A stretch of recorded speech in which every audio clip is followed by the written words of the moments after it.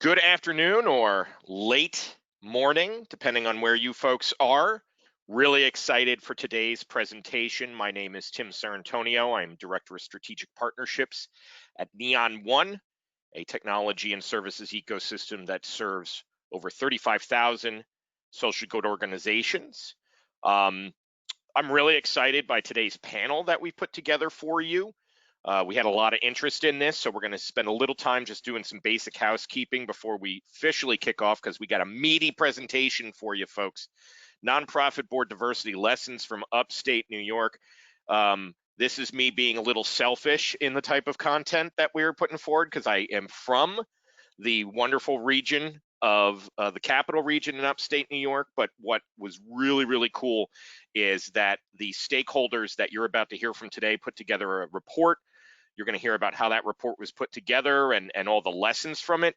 And when I started going through it, I realized, wow, this is something everyone can benefit from. And so that's what we're really excited to bring to you today. So just a little bit on where we're going to be going. Obviously, we're going to do some introductions for today's panel. We have a lot of different perspectives, which is one of the key things that you're going to learn about on the importance of board diversity. We're going to hear how the report even came about.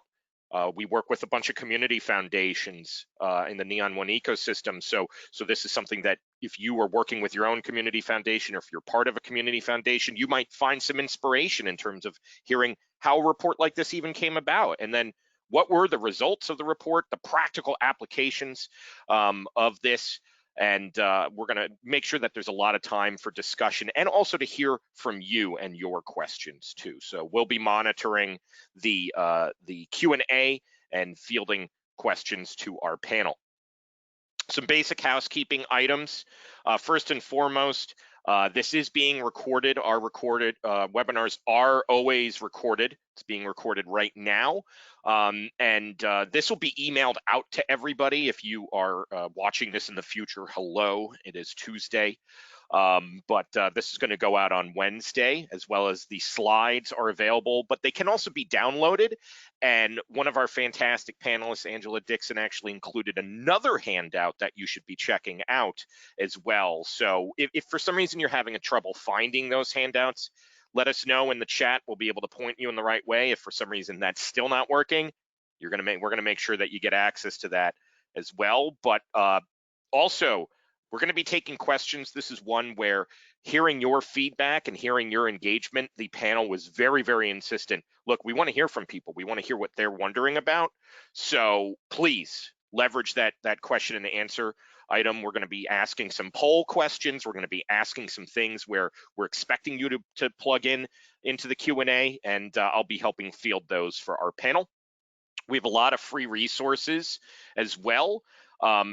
First and foremost, go download the report. We're going to include a way that you can do that in a follow-up email, but if you actually click the handout, there's a special slide just to actually point you to the University of Albany's downloadable section. This is a free resource, as well as the handout that we put together.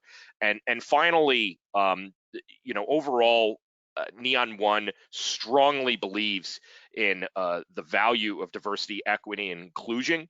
And so we're going to be continuing to invest resources into panels like this, discussions like this, other resources, and elevating voices across the sector. So we're really excited to be doing this both for our larger ecosystem, the industry as a whole, but also we're taking these types of things seriously internally as well, in terms of how we manage our own staff, managers, things of that nature. So the proof is in the pudding, folks. We understand that. So we're going to get into some introductions now. First, I'm going to hand it on over to Jonathan in terms of, remember, Jonathan, I will be doing the slides, but I'm going to audio hand it on over to you. And we're going to keep our faces kind of on as we're speaking, folks, by the way. But if you see us pop off, it doesn't mean that somebody's left the conversation. It just means that it might not be their turn to present. And then we're all going to come back for the panel discussion formally at the end. So welcome, everyone.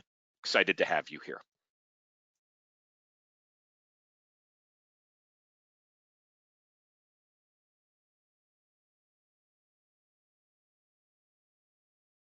Tim, is that you handing it over?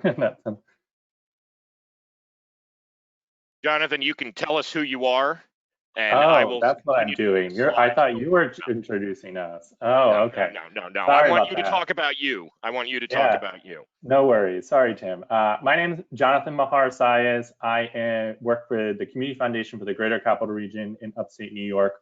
We are based in Albany, but we serve around 11 counties of Upstate New York as well. I'm the Communications and Special Projects Officer, so I manage communications, marketing, development initiatives, but also some of our community initiatives that include some of our capacity building training and more board development initiatives that you'll hear about as well.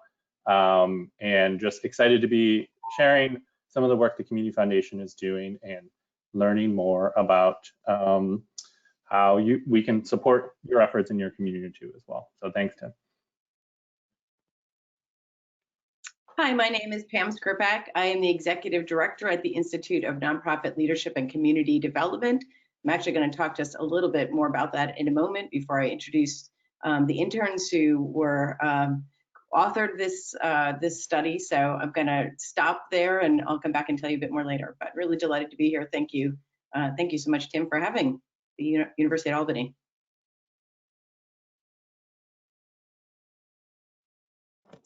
Hello, everyone. I'm Denisha Nandigama. I work for the Institute of Nonprofit Leadership and Community Development. I was a project lead as well as a co-author on the report that we will be talking about today. Currently, I'm pursuing my master's degree, and I serve on the steering committee for the Community Foundation for the Greater Capital Region's Catalyst for Change leadership program, which you'll be hearing more about today as well. So thank you so much for having me, and very excited to speak to you all. Good morning and good afternoon, everyone. My name is Casey O'Neill. I worked alongside Pam and Denisha to co-author the assessment and the report for nonprofit board diversity in the capital region of upstate New York. Again, delighted to be here and very happy to see you all joining us. And good afternoon, everyone. I'm Angela Dixon. I'm the president owner of Dixon Consulting. I'm a management consultant, really focused on diversity, equity, and inclusion, as well as leadership development and talent management. I have over 25 years of experience in the nonprofit sector as well as in government, and I'm very excited to continue to join with the fellow panelists here as we move forward on our conversation around board diversity. So just really pleased to be with you all today. Thank you very much. All righty, we'll get started. So I am just sharing some information about how the report came about as well. So a few years ago, the Community Foundation, we recognized that local nonprofit boards just were not diverse. We had seen research nationally from Board Source and other just general community knowledge that we knew that the diversity in the nonprofit boards locally were not was not there in that sense as well, which clearly influenced just the equity impact of those organizations as well. So we had started forming some groups. We're a community convener of funders and community leaders just to start talking about the issue. I know Angela was one of those great community leaders helping us think about as well. And we came to the thought that we really needed some local data and perspectives to kind of help think about how we can advance this issue as well. So we were really thinking about how we can bring together some local data and generate kind of the motivation and resources to kind of bring about some change at the organization and locally to help advance some diversity in nonprofit boards.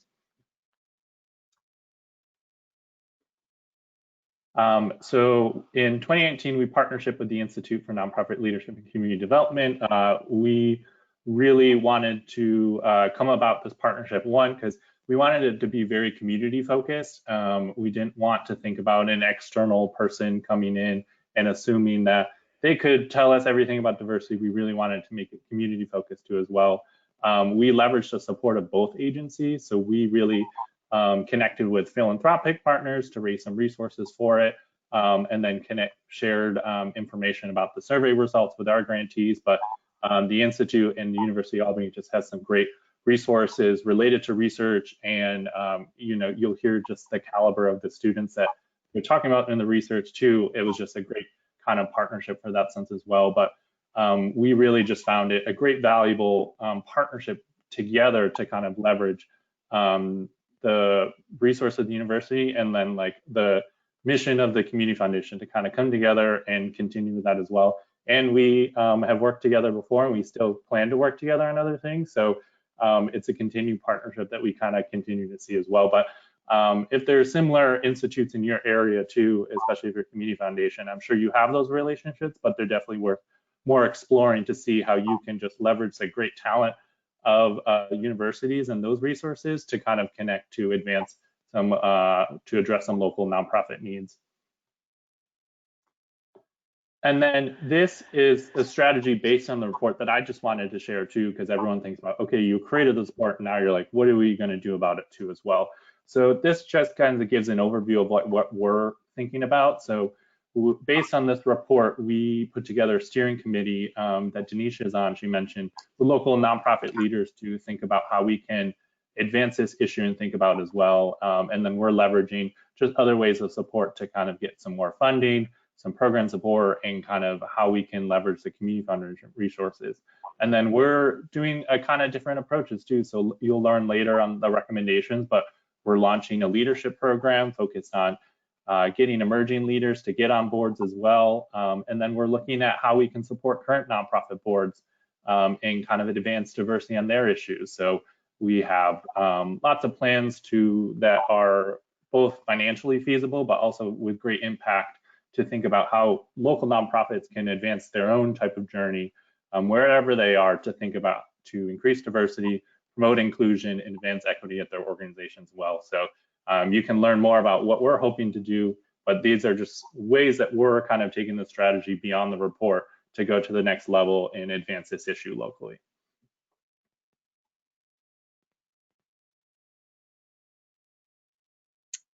So just a brief bit about the Institute of Nonprofit Leadership and Community Development. And actually, Tim, if you want to just advance to the next slide. I'll just tell you very briefly. The Institute is a collaborative of 8 colleges, including the University at Albany, Rockefeller College of Public Affairs and Policy, the Schools of Business, Social Welfare, Public Health, and Criminal Justice, the College of Emergency Preparedness, Homeland Security, and Cybersecurity, Albany Law School, and Albany Medical College. So we try and bring all those perspectives to bear on the work that we do. Primarily, we develop and strengthen and prepare a robust talent and leadership pipeline to serve the nonprofit sector. We create affordable professional development opportunities, which I'll mention in just a moment. We stimulate the exchange of ideas among researchers and practitioners in the field. We expand our nonprofit management degrees, certificate programs, and courses, and we support community-based research. So this opportunity with the Community Foundation was right at the heart of the work that we do, and we were thrilled to be a partner in it. And I'll just mention that Nonprofit University is one of many programs that we offer, but something that people around the country are welcome to take advantage of, and you can see all of our offerings there at nonprofitedu.org, and I think you'll get a link to that later. But we also are in partnership with and alongside the Community Foundation, providing opportunities, trainings to explore this issue, and actually had a conference earlier this year around diversity in nonprofits boards, which featured Denisha and Casey and Angela as well as one other guest speaker. And there was a lot of interest following that to continue supporting nonprofits as they think about how are nonprofit board members, as they really think about how are we going to implement some of the strategies that all 3 of them will be talking about. So we will be hopefully continuing to provide some of that program through Nonprofit University. So if you find material of interest here, please feel free to reach out to us and keep your eyes open for additional trainings that we certainly hope to bring to the community broadly. And with that, I want to turn it over to Denisha and Casey, who were my intrepid graduate students who worked on this project with us. Thank you, Pam, and thank you all again for being with us today and for your interest in learning more about our nonprofit board diversity assessment. So let's dive in. First, we would like you to take at least 20 to 30 seconds and answer this question in the chat box. The question is, what is one phrase or word that explains your motivation for attending today's webinar topic? So if you could just quickly type an answer into the chat box, that would be great. So I'll just hold on for a couple seconds. Okay, and they're starting to flow in. All I'll be right. fielding those, folks. So we got, I want my board to be more diversified, building out the board, equity, learn, and oh, well, now they're flowing in. Okay, hold up. Got some good stuff. Learn and build capacity, board turnover, that's a good one too. New perspectives, love that. We want to diversify our board to be better reflect those we serve. Uh-oh, you folks, looks like somebody saw the poll question coming up. Looking for strategies to diversify. Let's see, to get tips for finding more diverse board members. We believe in this work, believe in our organization is behind. Inclusion, essential now, all caps. Racial diversity on our board, increased diversity of our board. I think diversity is getting used a lot. Inclusive, more new ideas. Lived experiences on board serving people experiencing homelessness. Okay, very cool, very cool. Diversity board and leadership. Who isn't at the table? Love that. Love that. I'm a board meeting planner, always looking for new ideas. And then there's a lot more, which of course, folks, I'll make sure to share with you after in terms of our panel. So great. Thank you very much, folks, for some of that feedback, by the way. All right, that was fantastic. Thank you all for that feedback, as Tim said. These are great answers. And it looks like we also have some shared interests as well, which is always very good. So if you can advance to the next slide. So in line with what many of us have said or maybe thinking, I think we can all agree that diversity is not a trend, despite it being an especially hot topic right now. Previous slide, Tim. Thank you. We ask that you just keep that in mind as we talk through this topic and as you think more about what diversity means to you. Okay, so jumping right into our assessment, what were we seeking? Well, the broad questions that we asked were about the demographic composition on nonprofit boards. So for that, we looked at factors such as race, ethnicity, gender, sexual orientation, age, education, and financial support. From there, we explored boards' attitudes and practices around board diversity, gaining some perspective on satisfaction regarding diversity on boards and policies surrounding diversity. We also explored recruitment practices and onboarding practices and examined what boards may be doing to create inclusive spaces, engage and welcome diverse members in the decision-making process, as well as retain those members. Learning more about our community members' perspective was also something we were very interested in doing. To conduct this assessment, we took a three-pronged approach where we surveyed nonprofit board leaders. We also conducted in-depth interviews with some of these leaders to capture how they may be addressing these issues. And then subsequently, we conducted focus groups with community members to gain even more perspective on their experiences with nonprofit boards. So diversity can be seen as a broad term. We were mainly interested in looking at some of these types of diversities in our community. And we just want to acknowledge that there are many different types of diversities, some of which we may have not accounted for. But this assessment was really just a preliminary one, and we just mainly wanted to focus on some of these factors. So with that, we want to highlight some of the demographic compositions on boards that stood out to us. We had 110 respondents with usable data on board member demographics.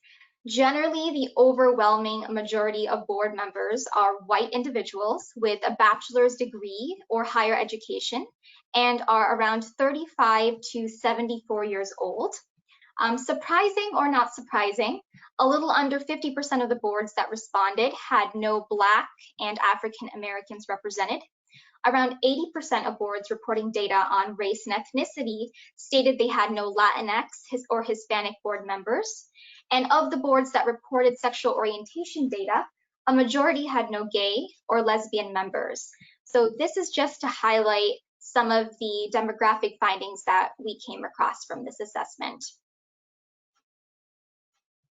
With that, we would like to ask you another question. if you could just take another 30 seconds or so to answer the question, how important is it that nonprofit boards reflect the diversity of the clients served? So you can see the question on your screen. If you don't mind just responding, that would be great. Okay.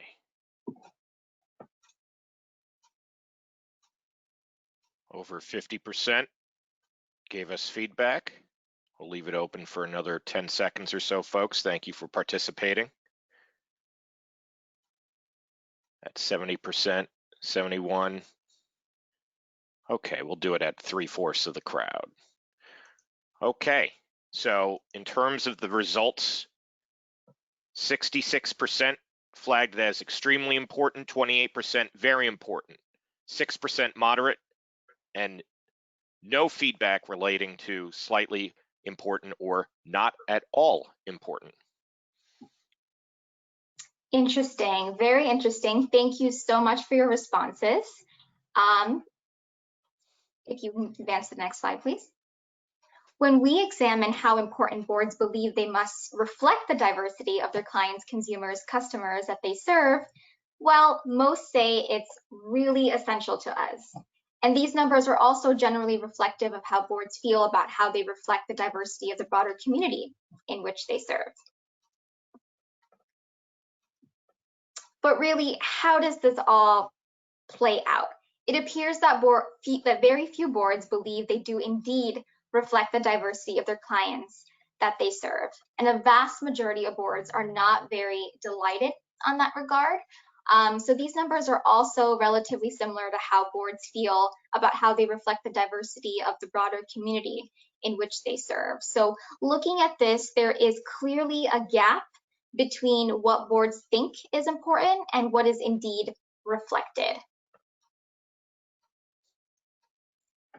So generally speaking, 79% of boards have come to the consensus that nonprofit board diversity is really essential. And so that is not so striking, but regardless of the interests, there is more unsatisfaction than satisfaction with the state of diversity on the nonprofit boards. And clearly a large majority of boards feel diversity is an essential factor. However, most boards are not satisfied with their diversity. So we do see some degree of disconnect between boards valuing diversity and actually going about and pursuing it and feeling satisfied. So when we look at the nonprofit leader perspective, over half of the boards do not have a formal written policy, and strikingly, 58% of those who did not have a written policy or statement reported not even considering the need for such a statement. We also noted that recruitment occurs through various methods, some of which may include current members' connections, welcome workshops, or even establishing connections with affinity groups. In terms of onboarding experiences, it appears that less than 5% of boards provide onboarding training to qualify underrepresented populations, and 85% do not even provide diversity and inclusion training to their members. And lastly, we want to highlight that 58% believe they intentionally work on providing a welcoming culture for their diverse board members. So some of these numbers are kind of grim, but it does give us some insight as to what these processes look like on the boards and the areas in which there are gaps that can be filled. So with that, I will hand it over to Casey, who will walk us through the community members' perspective on board diversity. Thank you, Denisha, and thank you, Tim, for advancing to the next slide.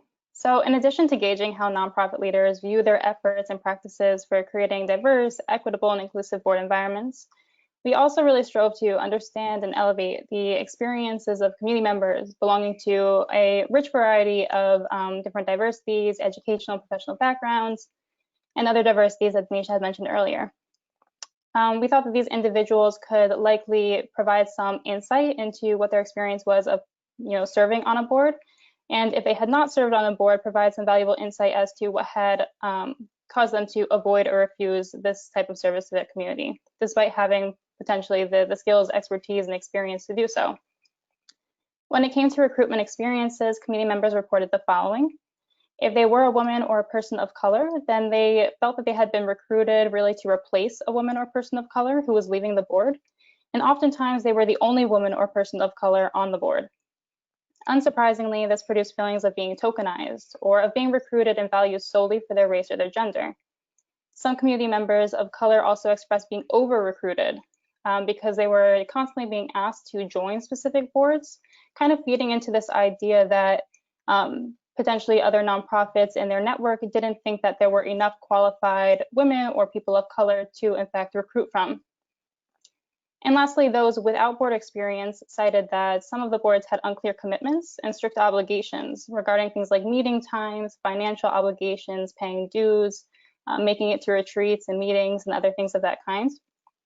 He also talked about a lack of transparency and flexibility on the part of the board, meaning that community members did not always find that joining boards could be really accessible to them, and they therefore encountered many barriers to applying as a member or remaining as such. In addition to talking about recruitment, we also looked at onboarding and orientation. So again, I want to reiterate that we conducted focus groups with community members from a rich variety of educational and professional backgrounds, some with high school experience, some college, and some who had completed degrees. We found that regardless of people's academic and professional experience, there was a general consensus that most could have benefited from a Board 101 training, or basically a very simple introduction to what it meant to be on a board, the fundamentals and the inner workings, especially regarding fiscal, legal, and decision-making aspects.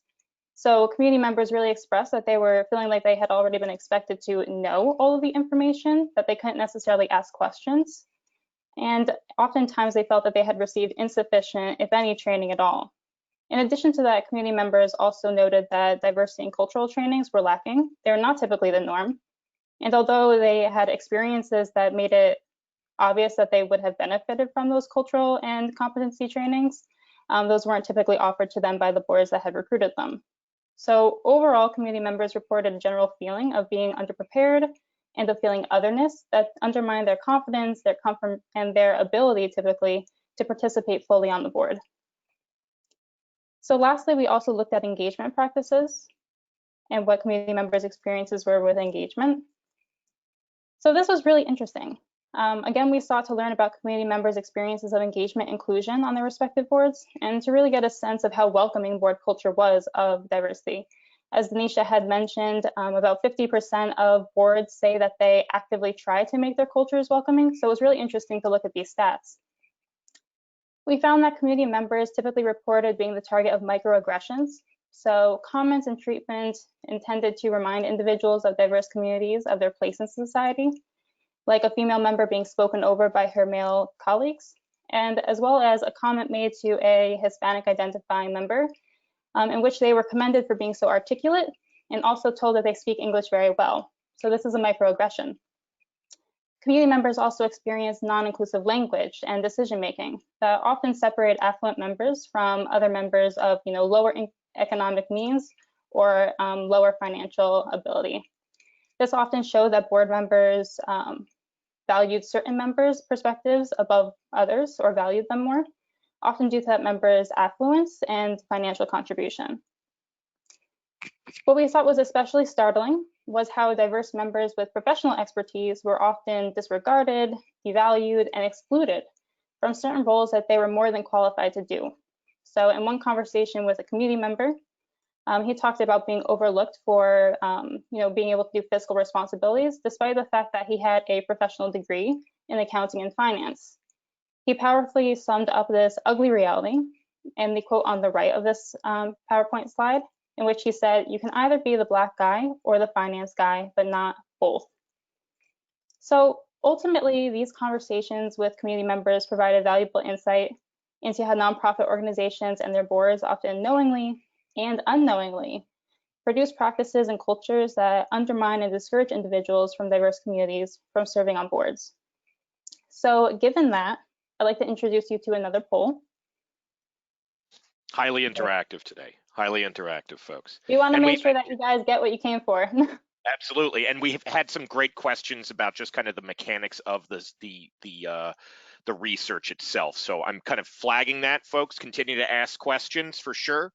But Casey, we're doing a multiple choice question for this one, I believe. So I'm going to go ahead and launch that. But We are. So the question reads, which, if any of the following, have you noticed in your own organization? We suggest that you reflect on this and feel free to select more than one if that applies to you. We're definitely interested. okay. Having these come in, we got another great question as well. Definitely looking forward to it. Oh yeah. We're going to unpack a bunch of these at one time. So we're up to about over 50. I'm going to wait till about 60, 45 seconds in. This is a tough one, folks. This is a tough question. It's an important question, though. Okay, let's go ahead and close it and share it. All right, very interesting. So about 58% say that they've noticed a lack of inclusive language, 45% notice some issues with accommodations, 33% recognize microaggressions in the organization which they work or they serve, and 44% notice tokenism. So it's really important to note that whether you had experienced this yourself or if you had witnessed it or if you haven't witnessed it, it's definitely worth paying special attention to listen for these things, because it's really only by noticing them and looking for them that we're able to address them. So I very much appreciate you responding to that question. As Tim said, it was a difficult question. So in terms of a summary, what have we learned? So much of what we've learned is either surprising to some and maybe not all that shocking to others. We know that there's an overwhelming lack of representation and inclusion, that while nonprofit leaders state that they value diversity, board composition, as well as recruitment, onboarding, and engagement practices don't yet reflect that. From conversations with community members across the spectrum of diverse communities and identities, we know there's dissatisfaction with board representation and culture, to the point that valuable candidates are being overlooked, discouraged, and pushed out. But we also know that just as there is an obvious need to do better, there's an honest desire to do better, as evidenced by the nonprofit leaders and community members who took time to participate in this assessment, and as we see mirrored in all of you who are taking the time out of their day to make sure that they are here, present, listening, and learning from this presentation. We appreciate that. So in terms of some recommendations or what we can do, as Anisha reminded us earlier, diversity is not a trend, and it's up to all of us to really keep this momentum of learning and growing and unlearning and working and making mistakes and transforming going. So wherever you may be in your diversity and equity strategy and conversations, we really urge you to continue this conversation and to work with your peers to convert it into meaningful action, however that is going to look for your organization, the boards on which you participate, and the people in the communities that you serve. So based on this assessment, we encourage you to critically review your practices for recruiting, onboarding, training, and engaging board members. Maybe see where your practices and your policies might be hindering certain groups of people from joining or fully participating in your organization. You can consider how you can aid, as Jonathan had said earlier from the Community Foundation, how you can aid in training and matching diverse community members to other organizations in your network who are in need of skilled board members. And the truth is really that this work requires taking a second, a third, a fourth look at ourselves and our organizations. It requires us to dare to be imperfect, to make mistakes, to be honest and earnest in what we do and the efforts that we make. And that can really only be done by getting on board with being uncomfortable and pushing forward to really deep change. So that being said, we thank you for your attention, and we invite you to check out the Institute's work. But in the meantime, let's zoom out from New York's capital region and direct our attention to the issue of nonprofit board diversity more broadly with our next presenter, Ms. Angela Dixon. All right, thank you, Casey. I really appreciate it. And thank you, Denisha, also. So we really spent some time talking about the efforts here in the capital region, and we're very pleased to be able to share those with you. But we really want to take a moment and really talk about this call to action and really relate to what we're doing on board diversity more on a broader perspective. So I wanted to share with you a few things. If you could advance to the next slide. We can go on to the next. So I want to talk about connecting with diverse communities and the shift in our populations, creating a welcoming space. I'll be reiterating some of the things that Casey was just talking about, but talking a bit more broadly about what's happening across the country. And also let's get into the call to action, assessing, planning, engaging, and monitoring what we're doing. Next slide, please. So rather than view diversity, equity, and inclusion as an add-on, I suggest we view it as an underutilized component of any organization, but in fact, integral to the work of nonprofits in particular. So if viewed in this manner, then we can see the importance of it in relation to the work that nonprofits are performing and the work that people who work for nonprofits serve. Studies have shown that organizations which are more diverse and inclusive benefit in the following ways. There's an ability to achieve greater effectiveness in the community. There is an ability to foster creativity and flexibility around program and service delivery. It enhances the organization's reputation in the community, and it creates greater creativity and problem solving. And in fact, we find that there are better responses to the expectations of funders and potential funding sources. So let's talk about connecting with this diverse community. Recently, the US Census called the next 10 years that it will be a transformative decade for the US population. And what does this mean for us? We are already starting to see this trend in place. We're going to be more racially and ethnically diverse. Hispanics are going to move from 253 million in 2020 to more than 275 million in the US population. Immigration is projected to overtake what we call the natural increase, the excess of births over deaths. And the non-Hispanic white population is in fact projected to shrink over the coming decades from 199 million down to 179 million by 2060. And today, even as we speak, more than 1,000 Americans turn 65 years of age every single day. Now, currently, the folks over age 65 represent just 15% of the population. By 2060, it will be nearly 0.25% of the population. So I point these factors out in our population because, quite frankly, diversity is here. Diversity really is who we are. Next slide, please. And it's not really just about the numbers. It's about what we do that really counts. So today, we're looking at the impact on nonprofits when there is a lack of diversity in board and staff leadership. That leads to a lack of understanding in order to effectively address underrepresentation. If there is no or minimal diversity, what is the outcome? It can result in a lack of progress on so many efforts. Organizations can lose credibility in the communities that are being served. We can lose out on opportunities with funding sources that at this point are really expecting greater diversity in their grantees. We can also lose opportunities in truly engaging and attracting folks from a diverse backgrounds to be on our boards and on our staff. It is so important that we understand the impact also that systemic racism has had on people of color in this country. And it shows up in so many different ways when there is a lack of participation that we then see when it comes to board recruitment and board retention and the like. And so we really want to be mindful of what we can do now to really start to be more attentive to being more diverse and representative on our boards.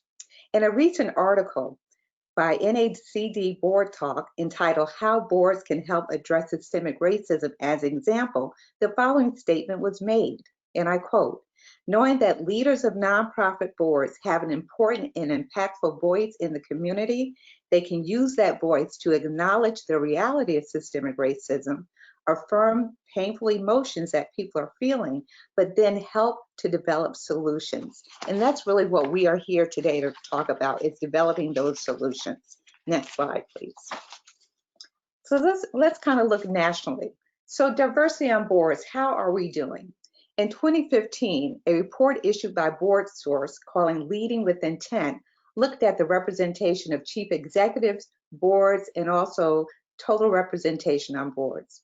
It reported that 89% of our chief executives are white, 80% of board members were white, and 25% of boards were 100% white. And quite frankly, 2 years later, when the study was redone, we had not moved the needle in the right direction. And in fact, it moved to represent 90% of chief executives white and 27% of boards identified as all white. According to Meg Butterworth, who is a fundraising consultant, she stated the following: this lack of representation and inclusion, along with existing power dynamics and dependency on generational wealth and grant making to solve world problems, ultimately harms the core of nonprofit work aimed mainly to counter systems of oppression. She also highlighted that blind spots created by a lack of racial and ethnic diversity are particularly concerning, as they may result in strategies and plans that ineffectively address societal challenges and inequities, and in fact, or even reinforce them. And having the desire for more representation, but not a willingness to change the way that things are done in the past, is not a winning strategy. It really is up to nonprofit leaders like all of you to make this a priority, to examine the ways in which you discuss the role of diversity in your organization. We need to see the communities that we serve as having the intelligence within them to assist us in improving service delivery and, in fact, improving outcomes. When we look again nationally, there is a desire for improvement in this area. Our own local results show that as well. Clearly, in this study, 90% of board leaders felt that leadership diversity was in fact critical to their success. But even with that being stated, only 50% had taken steps to increase diversity and inclusion on their boards. Next slide, please. So what do we do? So getting back to some of the key points that were raised earlier by Casey, we want to just pull together some things that we think would be really be helpful. Assess, plan, engage, and monitor. And what I mean by this is really take a step back. Look at where you are. Be authentic in your approach. We know that this is a journey, not a destination. Take a hard look at some of the things you've done to date. Do you have a diversity statement? What does that mean for your organization? Is it widely communicated? We encourage you to review your cultural norms, practices, things that we take for granted that may have been very effective in the past in recruiting board members, but they might represent a deterrent in really expanding your pool of those who are interested and have the ability to serve on your boards. Please consider engaging with key stakeholders. We talk about racial diversity and ethnic diversity. Let us not forget the LGBTQ+ community. We need to engage all of our stakeholders. They help to support and inform our goals toward a more diverse and inclusive organization. I mentioned blind spots around recruitment and retention of board members. Identify what those might be and how it can impact on really being more expansive in your board. As you go through your annual review of your gaps on your board, identify what skill sets you are looking for before you go out and try to identify race, gender, the like in order to fill that position. Again, be really clear about what it is you're trying to accomplish. You may need to work with your staff leadership and your board leadership to develop a diversity-related training program. Map it out. Create a strategy, have a plan that you can follow and communicate regularly. I encourage you all to consider, if you have not yet, to engage in critical conversations about issues impacting communities that are diverse. Be very clear on how you can really engage. It gets back to the authenticity piece. Seek out peers who are having success in advancing diversity, equity, and inclusion. We mentioned earlier that if you have a community foundation in your area, I'm sure it would be very helpful to reach out to them, see how they can offer support. Also, look at your peers in your community. Who is doing this well? What can you take from them and learn and then utilize to enhance your own program? And feel free to share your best practices. We will also be doing that as we continue to proceed. And most importantly, monitor your results and report it out. Put it on your website, put it out in social media, if that's the way that you communicate with folks in the community. Let them know that you're holding yourselves accountable to do this and do this well for your community. Relationship building is key. And we're not doing it just for the sake of diversity. It helps to enhance diversity in your diversity efforts. Next slide, please. So I just wanted to leave you with this closing thought. Elizabeth Castillo is an editor with the Nonprofit Quarterly newsletter, and she wrote the following: to develop the collective will to embrace diversity and share power requires us to invent new ways of doing, being, and relating. Boards looking for new members should consider what she called intangible and non-monetary resources that prospective members can bring to the organization. This includes social capital, cultural capital, and intellectual capital, end quote. And this helps you to expand the number of individuals that you can bring into the fold, so it does not appear or present itself as something you're doing to check the box, but it's something you're doing to meaningfully move your nonprofit forward as it, again, addresses its mission and becomes a true partner in your community. So I really do want to thank you for this opportunity to join with you all this afternoon.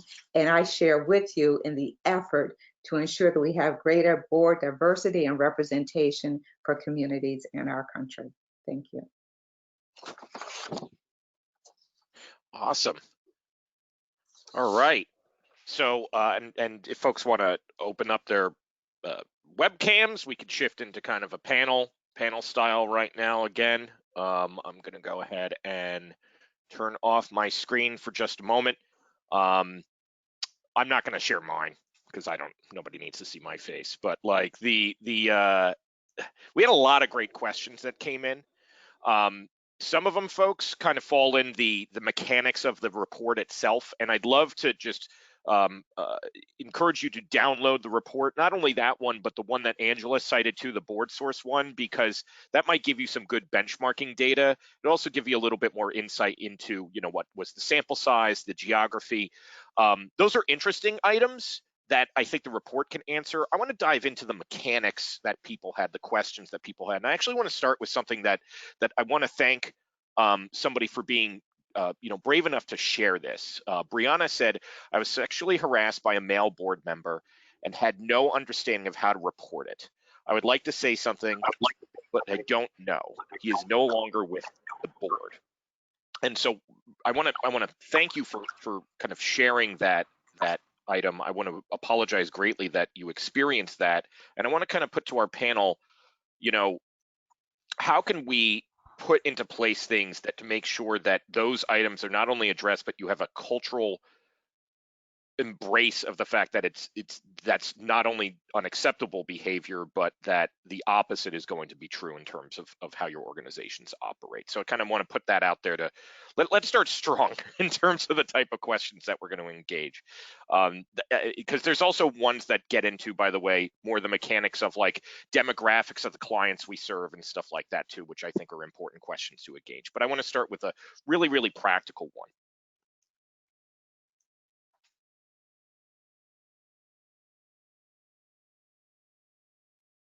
So I can try to take that. I don't currently run a nonprofit, but I will say that organizations usually have in place an equal opportunity statement, which spells out, what the local law is around equal opportunity, as well as sexual harassment prevention, which is a part of that. And so it's what I would encourage folks to do. If you don't receive this when you become a board member, ask about their equal opportunity policies and equal and affirmative action policies, which really do spell out human rights, how all employees, vendors, board members, and the like should be treated and what the expectations are. It also includes a way to report that out if you are involved in such an incident. You do not have to remain silent. And at a minimum, if you cannot go to the board chair because of maybe there's a relationship there and you're concerned about that, you should be able to go to the executive director or the CEO of that organization and report that out so that the appropriate action can be taken. And that's where I would start. But that's just based on some past experience. I don't know if others have something to add. I will say, I know New York State has made some changes specifically in terms of liability for organizations. So, and this was expanding to donors and board members recently, that the organization held liable for sexual harassment to their employees if a vendor or a donor or a board member is doing that too as well. So they should be updated. I don't know what state you are in, Brianna, but I know New York State has that too, and there's procedures to report that. And if your organization doesn't do that, then you can look into organizations like the New York State Division of Human Rights and report it that way, and they will do it too. So I would mostly saying that because I was an intern there long ago, and we had some of these issues that come in. So in your organization, and to ensure an inclusive culture, should have policies on how to report things, who should be going to, if the person is a position of power, where to kind of navigate that as well in that sense. And that's an organization to consider too for employment. If you are going there, do they have these policies in place to ensure that they're protected? So again, we're so sorry that you experienced that, and hopefully that it can transition into something better, or at least sending you all the self-care love to kind of transition through that trauma. So. Well, and she acknowledged that she's also from New York, so there's some practical legal advice that we actually just gave there too. There's a bunch of questions that I think I'm going to try to centralize into one thread, which is around economics of board recruitment.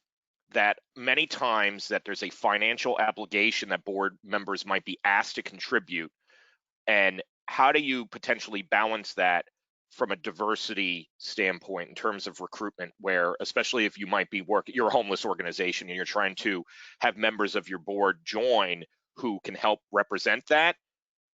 How do you balance that against the potential finances of going after, an old white guy that might have a lot of money, if you want to put it bluntly? So that's several people asked questions that are very similar to that in terms of recruitment.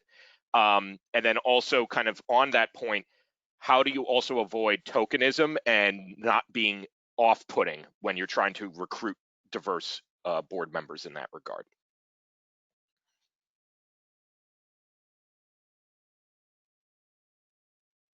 Casey, do you want to speak to that?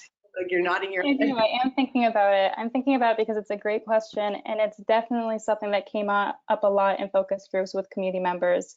We know that nonprofits really look to their boards to bring in a lot of that economic support. And so sometimes that can be challenging when we're looking to include individuals who maybe don't have the same type of financial or economic means. So I can at least share with you some of the ideas that floated around that focus group. Focus group members considered the idea of having affinity groups, of doing junior boards, which kind of could create some kind of, an issue depending on how you're making sure that regardless of board members' financial contributions, some people are not being valued in decision-making more highly than others. I think that's really what you have to pay the most attention to. I also think it's really important to note that if you're looking to justify, recruiting people regardless of their financial or economic background, it's important to be honest with yourself about who it is that you're looking for. I don't think that you will find that when you're looking at nonprofit board diversity resources that you need board members who are going to satisfy every single responsibility and role on that board. It's definitely possible that, if your board and your organization knows that, for this example, having people experiencing homelessness on that board is going to be important because it's going to incorporate lived experience, it's going to incorporate an insight and a perspective that you wouldn't otherwise get, then maybe it's not going to be as important for that person to have to bring in the same kind of financial contribution. So that's going to be my response to that first question, and I'll let other people weigh in.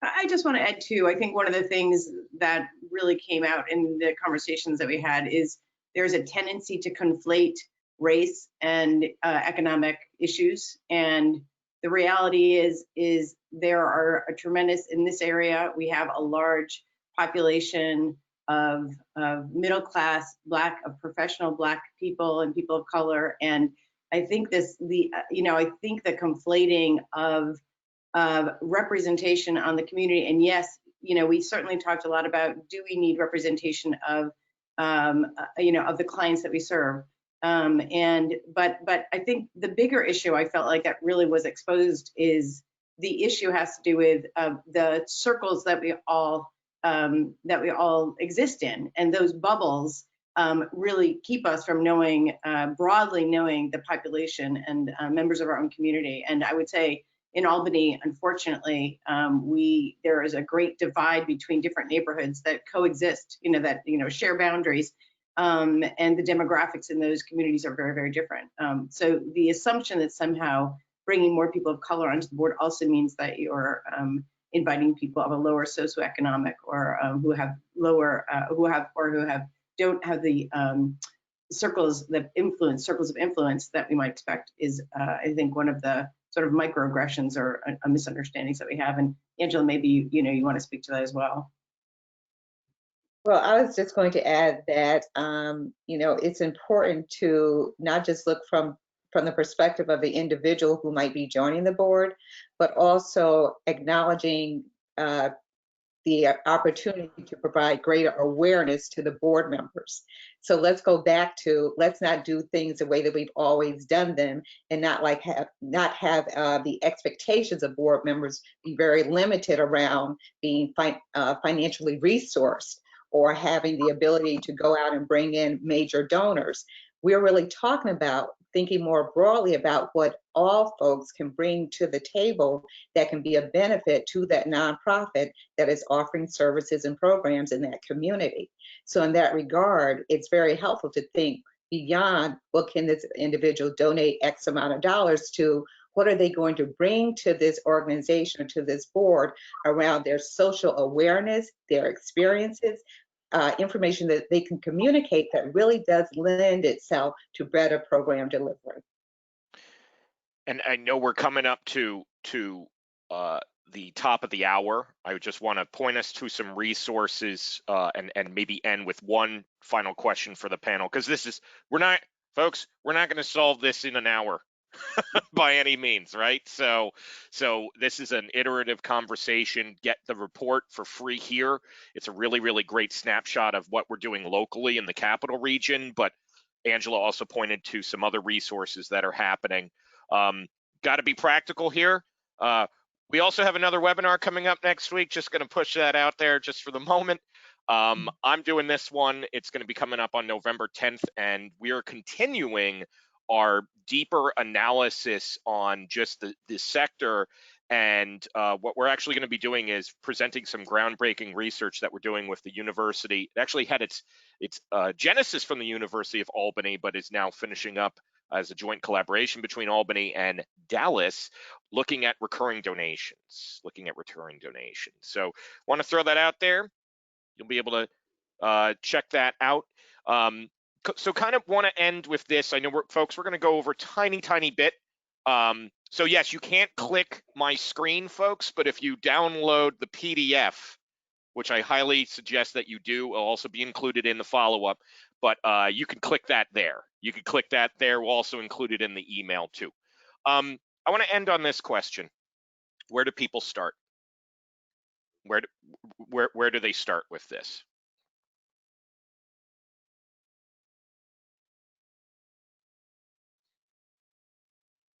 Anybody want to take that? I mean, I guess I would say, I think the first thing starts with some examination with your board, that you as a board come together and discuss why this isn't so important, and how are you going to prioritize it. That's where I would start. What are some others of you want to say? I would absolutely agree with that. That's why I said start with your assessment. Really lay out where you are, what you want to accomplish. Have a conversation first before you put pen to paper. Just say, here's where we are, here's what we look like, here's what we like to do, and here's some opportunities. Again, this is not a short-term endeavor. Really map out what are the opportunities to bring new folks onto your board over the next 3 to 5 years. We know everyone has a board term. So really look at who's rolling off, who, what opportunities that's going to represent, and create a plan and communicate that often, right, and widely. So that's what I would recommend. I do, just to pop in here, I do want to point out, somebody said something that I thought was really good as a resource approach is we use a board matrix to make sure that we are meeting the various needs of our organization for our board. Money is only one of those. And I've seen that employed before where it's like, just, when you get to the point where you feel comfortable to put pen to paper, so to speak, look at what you're actually putting down as a priority too. Any other words from our panel before we sign off today? I just want to quickly say too, I think definitely creating a plan and having the conversations, but I think people also have to start assessing your own personal kind of biases and privilege in the space to be able to be comfortable having those conversations. So you may think you're being inclusive in some ways, or you may not have realized the level of privilege that some things have been aided to. And it's okay for you not to be aware, but it's your obligation to make sure that you're learning and growing and continuing to advance that as well. So, and some great resources are taking implicit bias tests, or a lot of United Ways are doing these equity challenges to kind of help frame conversations and give you resources about that. That's another great resource to check out too. But as you're beginning this plan, make sure the beginning of the plan is assessing your own privileges and biases so that you are then thinking about how you can be better inclusive for recruiting kind of the diversity that you want on your board. So I just wanted to add to that and also say that don't feel discouraged. Please don't feel discouraged in any way looking at these results or thinking about your own boards. There's a lot of hope and we're all in this together. So if you're not where you are right now, it doesn't mean you can't get there. There's a lot of resources that you have available to you, and it's not the end. You're going to get to you're going to get to where you want to be, and the fact that you are here and you are willing to learn more about this is already the first step. So just want to send out a positive message that it will be great. You will get to where you want to get to, and please don't feel discouraged or overwhelmed with all the information being thrown at you. So thank you so much for being part of the first step already. Nancy said, thank you. It's hard not to be discouraged. Sometimes I needed to hear that. You're welcome. Folks, we're getting a lot of great feedback. Well said, Denisha. A lot of great feedback. A lot of people are very thankful for the resources that were provided.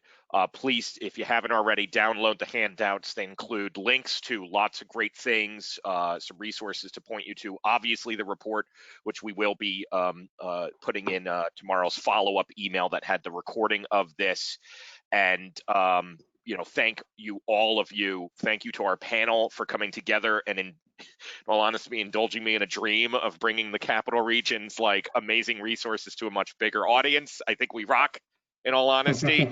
and so I think that we are doing a lot of great things, but we want to hear from you folks in terms of other resources that we can continue to bring you. Info on the next webinar. We will be doing a November 10th webinar at 2 p.m. Registration to come soon. That will focus on recurring gifts. But we are going to end 2020 strong. We're going to be doing some data visualization stuff. We actually have a ethics and fundraising webinar that's going to be coming in a little bit later of November that has Chief Diversity Officer from America's Promise, as well as some other great folks that will be joining us for that one. So we're going to continue to invest in these resources on your behalf. And thank you all. Thank you to our panel today as well. So thankful. All right. Thank you, Tim. Typically, you'll see me waving. I have my camera off, so we're going to be waving. Everybody have a great day and stay safe out there. And we're going to do this. We're going to do this. Yes. Thank you, Tim. Thank you.